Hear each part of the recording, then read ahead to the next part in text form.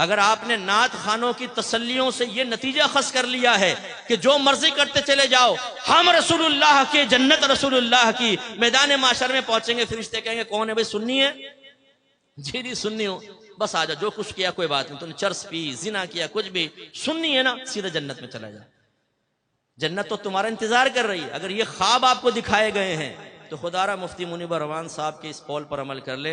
एक जगह बयान चल रहा था, प्रोग्राम था, मुफ्ती साहब भी थे, मैं बैठा हुआ था, नात खान वो पहुंचा रहा था लोगों को इधर से उधर 2 मिनट में, जो हमारे अक्सर नात खानों की आदत होती है, कोई बैठा हो तो भाई नाराज ना हो। वो पहुंचे हुए ऊपर मुफ्ती साहब का बयान शुरू, आपने फरमाया कि भाई आप लोग पहुंचे हुए थे 7वें आसमान पर, तो बराए मेहरबानी मेरा बयान सुनने के लिए जरा जमीन पर तशरीफ लिया। तो हमारे सुन्नियों का यह मामला है, हमारे लड़के चर्स पिए, मवाली हों, नमाज पढ़े ना पढ़ें, पूरी रात नातिया महफिल में बैठे, फजर का वक्त आए तो घर में चले जाएं, जमात छोड़ दें, नमाज फर्ज तर्क कर दें, जमात वाजिब नमाज फर्ज, वो फिक्र नहीं है, पूरी रात नात खानी में बैठे, और यकीन क्या दिलाया जाए, तुम सरकार की मोहब्बत में आए हो। जो सरकार की मोहब्बत में आता है सरकार उसे प्यार से देखते हैं, और जिसे सरकार प्यार से देखें क्या वो जहन्नम में जाएगा? सामने कहते हैं नहीं नहीं, तो बस हमने तुम्हें जन्नत तक पहुंचा दिया शॉर्टकट के जरिए। ये खामखा तालीम हासिल कर रहे हैं, ये नमाज पढ़ रहे हैं, ये रोजा रख रहे हैं, ये गुनाह से बच रहे हैं, ये बेचारों को तो पता नहीं। नात खान के पास एक अजीम शॉर्टकट, 1 मिनट में आपको सीधा जन्नत का रास्ता दिखाकर, फरिश्ते भी कहेंगे कहां गया वो, नात खान के दामन में वो छुपकर सीधा जन्नतुल फिरदौस के आला मकाम पर वहां बैठ के हूरों के साथ चाय पी रहा है 2 मिनट में। भाई इस ख्वाब की दुनिया से बाहर निकल आए। आप और मुझसे बड़े सहाबाए किराम आशिक रसूल थे, उनकी कोई एक मिसाल ऐसी बताएं कि उन्होंने नबी करीम के फरमान सुनने के बाद एक कान से सुना, दूसरे कान से निकाला, और उन्होंने ये अर्ज किया हो माज़अल्लाह कि आपका बनाया हुआ मायार ठीक है, ये आप अपने पास रखें, लेकिन हम ये कहते हैं कि आपकी मोहब्बत हमें जन्नत तक पहुंचाएगी, लिहाजा इन तकल्लुफात की जरूरत नहीं, हम वैसे जन्नत में पहुंच जाएंगे। है कोई साहबी ऐसा? नहीं। वो इश्क में कामिल व अकमल थे, तो किस वजह से थे कि उन्होंने नबी करीम की इताअत की। आज हमारे सुन्नी नारा लगाते हैं गुलामी रसूल में मौत भी कबूल है, जो हो ना इश्क मुस्तफा तो जिंदगी फजूल है। फिर एक दूसरे को देखते हैं कैसा लगा नारा, दूसरा कहता है वाह क्या नारा लगाया तुमने यार, ब्लड सर्कुलेशन तेज हो गई। अच्छा भाई कर ले तेज। अब ये नारा भी लगा कि गुलामी रसूल में दाढ़ी भी कबूल है, क्योंकि सरकार ने फरमाया दाढ़ियां बढ़ाओ, मूंछें छोटी करो, और यहूदियों की सूरत मत बनो। ये नारा लगा गुलामी रसूल में बाकायदा इल्म दीन सीखना भी कबूल है, कि आपके नबी ने फरमाया तलबुल इल्मी फरीदतुन अला कुल्ली मुस्लिम, इल्म का हासिल करना हर आकिल बालिग मुसलमान मर्द और औरत पर फर्ज है। अपने घर वालों को नेकी का हुक्म दें, बुराई से रोकें, क्योंकि अल्लाह ने फरमाया वअमुर अहलक बिस्सलाति वस्तबिर अलैहा ला नसअलुका रिज़्क़न नहनु नरज़ुकुक। अपने घर वालों को नमाज का हुक्म दे और खुद भी उस पर साबित कदम रहे। हम तुमसे रिज्क का सवाल नहीं करते, रिज्क तो हम तुम्हें अता फरमाएंगे। या अय्युहल्लज़ीना आमनू क़ू अनफुसकुम व अहलिकुम नारा वक़ूदुहन नासु वल हिजारा, वो मैंने आयत पहले भी आपको सुना। तो करें अपने घर वालों की इस्लाह। बीवी पड़ी फजर में खर्राटे ले रही है, शर्म हया नहीं है कि बीवी को उठाओ। जवान बेटा पड़ा सो रहा है, ये नहीं कि लात मार के उठाए कमबख्त उठ।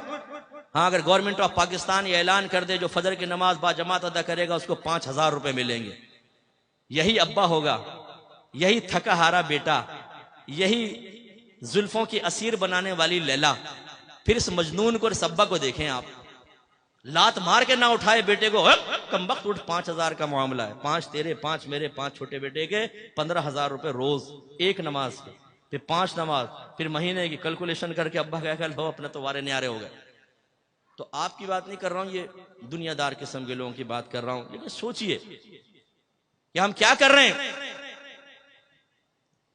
इसी तरह ये नारा लगाएं कि गुलामी रसूल में हर गुनाह छोड़ना भी कबूल है, क्योंकि मेरी वालिदा सैयदा आयशा सिद्दीक़ा रज़ी अल्लाह तआला अन्हा कहती हैं कि नबी करीम सल्लल्लाहु अलैहि वसल्लम अपने जात की खातिर कभी किसी से इंतकाम नहीं लेते थे, लेकिन जब कोई अगर अल्लाह की नाफरमानी करता तो सरकार उससे इंतकाम लेते थे।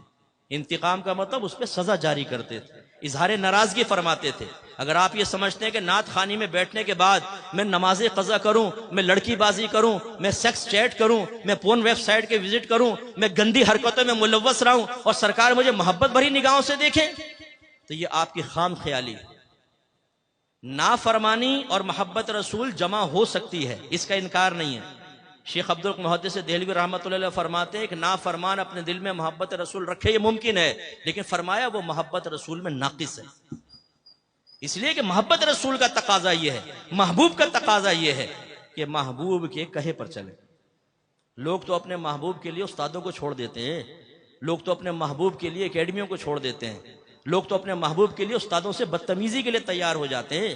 ये मोहब्बत का तकाजा है, ऐसा होना चाहिए मोहब्बत, कामिल मोहब्बत, पक्की मोहब्बत। एक औरत की मोहब्बत में इंसान सब कुछ कुर्बान कर दे, ये है कामिल मोहब्बत। बस मैं कहता हूं कि इसकी मिसल नहीं कह रहा हूं, ऐसी मोहब्बत हमारी होनी चाहिए कि नबी करीम की मोहब्बत में बाप नाराज हो, मां नाराज हो, दोस्त नाराज हो जाए, कोई भी नाराज हो, जब मेरे नबी ने फरमा दिया तो मैं नबी का कहना मानूंगा, सबके नाराजगी मोल लूंगा। यह है मोहब्बत। यहां तो नफ्स शैतान ही इतना गालिब है, अल्लाह नाराज हो, रसूल नाराज हो, नफ्स शैतान नाराज ना हो, यह रविश सही नहीं है।